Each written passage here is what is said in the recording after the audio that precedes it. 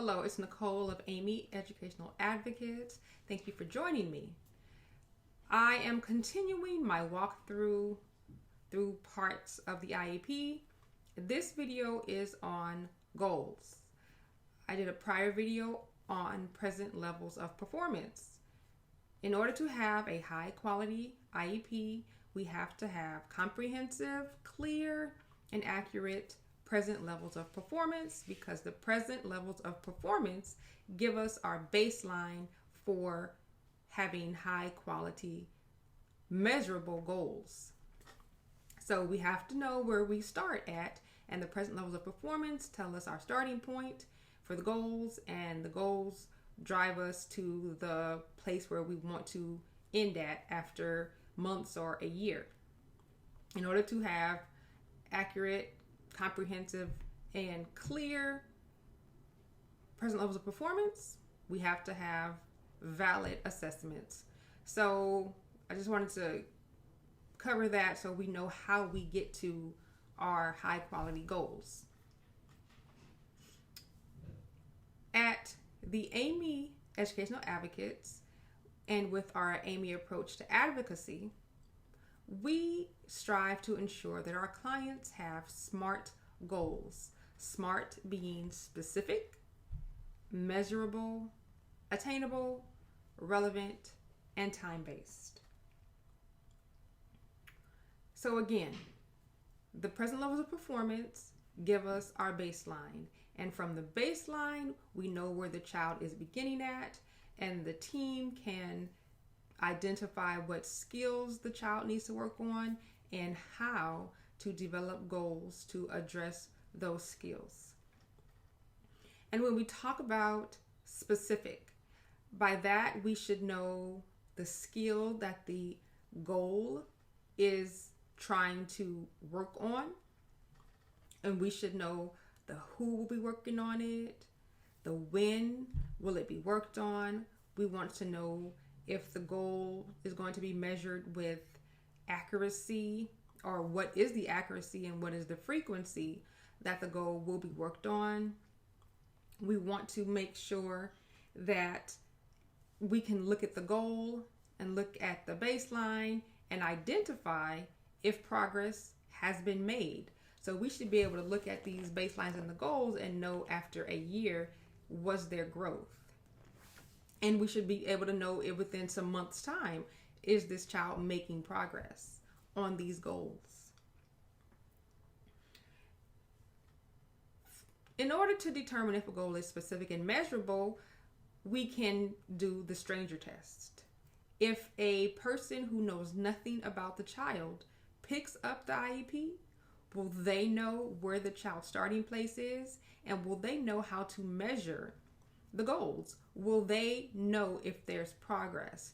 Because sometimes it does happen that a child moves districts and can't reach a prior school district. And so you don't want your goals to be dependent upon the memory or opinion of a teacher or a staff person. You should be able to pick up the document and know what the goals are, how they are measured, and what the starting point was. So that is what I mean when I'm saying measurable and specific. When we are working on goals, we also want to know how we're measuring it. So we need to know what we're measuring. So if an I.E.P.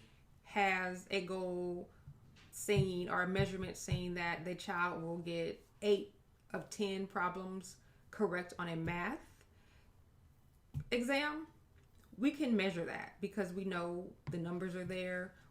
There are 10 problems, and we can see, okay, this child got 8 problems correct.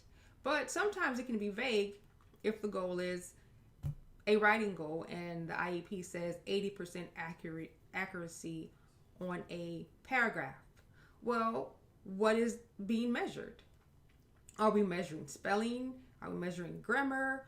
Are we measuring format? If the paragraph has topic sentences? We need to know what we're measuring, and a rubric could be used for that, but we have to have something to base accuracy on. especially when there's a percentile being used, because we need to know what is 100%. If someone is saying that the child will meet 80% of something, what does 100% look like? How is it measured? Parents at an IEP, we can ask, how will the data be tracked? So that's also important to know. As it relates to goals, the Supreme Court has said that a child has a right to meet challenging objectives and have appropriately ambitious goals in light of his circumstances. So we want to make sure at Amey Educational Advocates that our clients have ambitious and challenging objectives and goals to ensure growth for the child in light of that child's circumstances.